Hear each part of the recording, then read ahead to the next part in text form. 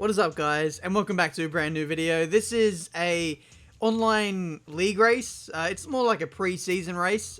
So basically, if you guys haven't seen some of my older videos, like on F1 2017, I take part in league racing. So basically, the best league races, the best F1 2018 players from Australia, New Zealand, just the kind of Australia and surrounding region, we all come together every week and we race each other. So yeah, we take part on a website called Apex Online Racing. It's a website I've been involved with for like the last... It's what really got me involved in a whole F1 YouTube side.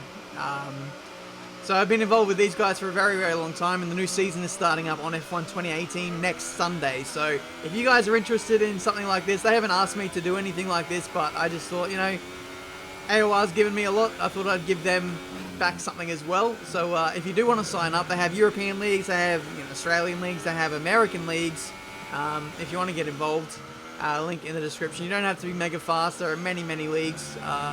So I'll leave a link down in the description. You guys can go check it out if you want to. If you want to watch these races as well, there'll be a live stream Sunday nights for Australia. I believe it's like Sunday morning for people in the UK, but I'll leave a link to that as well in the description. But this is a pre-season race, kind of. It's like a social race, and for me personally, this was a chance for me to get familiarized with my car that I'll be driving in. I'll be using the Ferrari. Car selection hasn't taken part just yet. It'll be happening in the middle of this week, maybe by the time this video has gone up, who knows. But the plan is that I'll be teammates with New Zealand Ryan, and we'll be gunning for the constructors. There will be many races that I'm actually missing this season, which is unfortunate. So I won't be going for the championship, but I'm going to help in aiding Ryan getting the constructors once again. It's just unfortunate the way that things pan out, just the job that I have. It's just the way it goes. It's just many things that happen travel-wise that just mean that I can't complete a full season. But maybe, who knows, maybe next season I'll have a much more free diary. But anyway, here we are for the German Grand Prix with all of that out of the way. We're getting ready to start our final lap. Halfway through the session, we had the sideways monsoonal rain, and the track was very, very foggy. But now it's dried up again slightly, and hopefully that should mean the track is a little bit faster. So here we go. In the past, I haven't really rated myself in terms of a wet weather driver. At least my technique on F1 2017 wasn't that great. I was always locking up a lot. I was not as confident as what I could be, but it seems to be different now in F1 2018. I seem to have a little bit more confidence. It could be down to a new wheel that I'm using. I don't know. I really couldn't tell you. But anyway, we're braking now for the hairpin now. Really late on the brakes. No evidence of locking at all. And the setup is quite aggressive for braking. I think like 85% brake pressure, which you would not have got away with on F1 2017. So how things change. But anyway, we're going through the middle sector now. A little bit of a slide on the entrance and a little bit of wheel spin on exit.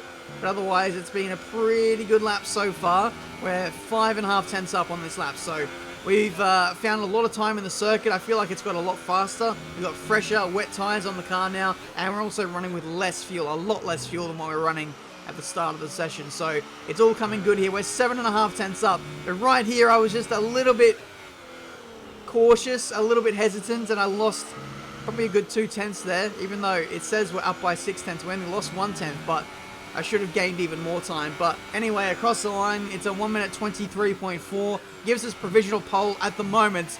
With the track improving as it is, it didn't really come as a surprise to see that we got beaten there by Jetson F2, who is DRC Jared.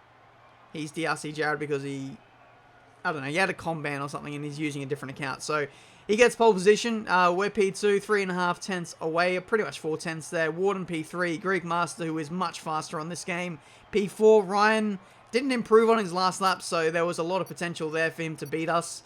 But otherwise, we are ready to start this race now for the German Grand Prix. It's going to be raining again for the race. A very short spell before we switch on to a set of wet tyres. So this will be very interesting. This is really going to put our wet weather pace to the test. It's going to put our consistency to the test, how I manage my fuel and ERS. I feel like on F1 2018, I'm very much not ready. I don't feel like I'm very match ready. So this is a good opportunity to learn all those things before the season starts next week. 5 red lights, and away we go for the German Grand Prix. Looks like it's a great start versus DRC Jared, who's on the medium tyres, so not a great start from him. We take the lead, heading into turn 1. There's a bit of contact between Jetson there and Warden, and it looks like they have spun off into the infield, and Ryan has got an illegal overtake penalty for making advantage around the outside. Not too much Ryan could have done there, because the other guys have spun off and they've lost their front wing and what have you. There's no way Ryan can give up that position. Even if he slowed down to an absolute crawl, I still think he would have got the penalty. So that's very, very unfortunate there for Ryan. We'll bring up a replay of what happened there. There was actually more to the story than what I just said. Greek Master was on the inside of both of those guys heading into that first corner. So it was 3 into 1 into turn 1, and it just doesn't go. So Warden's on the outside, Jared is on the inside, and it's hard to tell because we don't have Greek Master's point of view.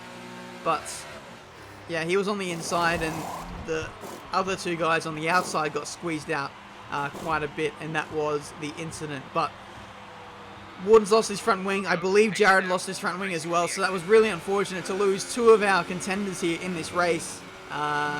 They're just not going to be able to contest for the win now. And yeah, I just really wanted to see what my pace was like, and with those 2 out, that is a bit of a shame. But yeah, for us, we're still leading the Grand Prix. For me, the goal is to break away from Greek Master and Ryan. These 2 guys are pretty much the benchmark from what I've seen in other leagues at the moment.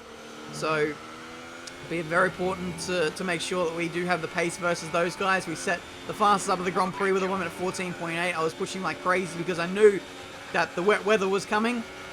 So I burned a lot of my fuel, a bit of my ERS as well, and now Ryan is on the charge here trying to get past Greek Master. It looks like he might be struggling as the track gets a little bit more damp. But he has the inside for this little kink here. He'll try and hold it around the outside though for this left-hander heading into the middle sector. Greek gives him a little bit of a squeeze. These 2 guys don't really like each other all too much, and when it comes to racing, they race hard, as you can see right here. Really good battle through the 3rd sector now. Ryan gets the inside, and that is him up into P2. So for the moment, it's a Ferrari 1-2. I am soaring off into the distance while these 2 guys are squabbling like crazy. Greek Master goes for a dive into the hairpin. Ryan gets him back on the switchback, and that is P2, but I don't think it's quite done yet. The slipstream on this game is so powerful, and Greek Master, ever the opportunist, goes for another dive up the inside. Ryan sees that coming, does the switchback again, and gets him back. So great job there from Ryan. He'll now be on the charge to make sure he can get up to me now. So yeah, it's crunch time now. The track is slowly getting gradually more wet. I think on this lap we get a notification from Jeff to switch on to intermediate tyres. But I feel like it's not exactly ready for it just yet. So I'm going to actually stretch it out another lap and make life easy for myself in the second half of the race, because I want to have more flexibility. It might be borderline in terms of making these inters last till the end. We might be able to do 1 more set of inters, 1 extra stop after this.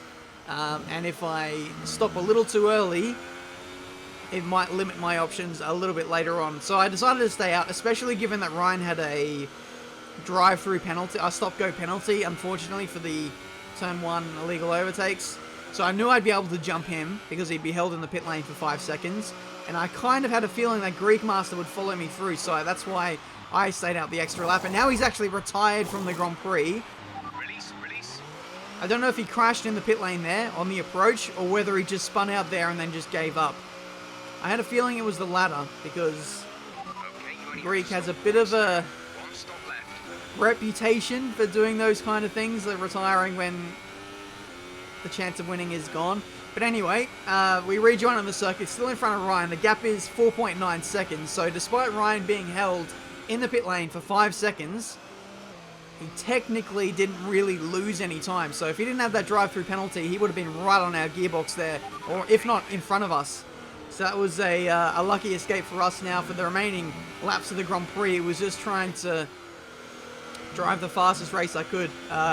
It was a direct comparison against Ryan to see what my pace was like. For the most part, for a few laps there, I was maintaining the gap. The gap was exactly the same. It was like 4.9 seconds, and then on this lap in particular, you can see it's been cut down by 0.2 to Ryan. So you can see he does still have the natural pace, but relative to my pace in the wet on the last game, I feel like I'm a lot faster, which is nice to see. But this is the onboard with Ryan going through the final couple of corners. There's a desynced car on the outside of the circuit. That's Quicksilver.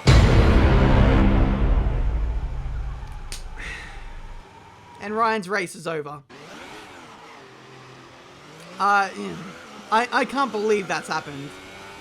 And I have no idea whether that was related to Quicksilver being just off the circuit there, or whether that was just a separate incident. But either way, that is completely unacceptable. Especially if this was a league race, that shouldn't happen. Ryan lost 30 seconds from that. He got teleported back like a few corners, as well as being underground for like 10 seconds. So his chance of winning the Grand Prix now is over, and for us, we lost out. Again, another one of our main competitors, so for me it was just a case of bringing it home. I stayed out a little bit longer than what I probably should have on the intermediate tyres. It's now time for the wets, and we're going to take these tyres to the end of the Grand Prix. Like I said, if I would have came in maybe a lap earlier on my first stop, I might not have been able to stretch the inters this far. That was how bad the tyre wear was. But we lapped DRC Jared, who then just had a crash. His race was really, really horrible. And so too is Warden's. Warden is actually the pink car that's going through the final corner there. So just a really, really bad day for quite a few of these guys. Warden is really, really fast in the wet. And so I was trying to see if I could close him in and lap him, but I think Warden was pretty determined to make sure that that didn't happen. And if anything, Warden stretched out the gap quite considerably for the remaining few laps of the Grand Prix. I had to save a little bit of fuel, but otherwise I was just bringing it home. And there we go. That was the win. Can't get too excited though. It was only a practice race. But it was nice to see in the end that I wasn't slow. I think that was probably what I was trying to confirm more than anything heading into this race. And I think we proved just that. So heading into Australia, the next race of the season, confidence is high, I suppose. I need to make sure that I practice, which is going to be a little bit limiting this week, because I don't know if I'm allowed to say yet, but basically I'm going over to the UK this week, and I'll be coming back home the day before the league race is on. So I'll probably have just one day to practice for this, but it shouldn't be too much of a problem if I can get up to speed fairly quickly. But there you go. That was the race. Hopefully you guys enjoyed. Apologies that there wasn't any battling on my side. But when AOR starts, I'm pretty certain you'll see a lot more of that. A lot of the battling that you saw between Ryan and Greekmaster, expect that kind of battling to happen in these videos from now on in. Like, the battling, I gotta say, is so much better than racing AI. If you guys give the online videos a chance, I'm sure you guys won't be disappointed. But that's it for today. Thank you so much for watching. Cheers to Ryan and Warden for sending me over their footage. Really appreciate that. Check out Ryan's channel as well, link in the description. He's very, very close to 1,000 subscribers. If we can smash him past that, that'd be much appreciated. But that's it from me today. Until the next one, I'll see you next time.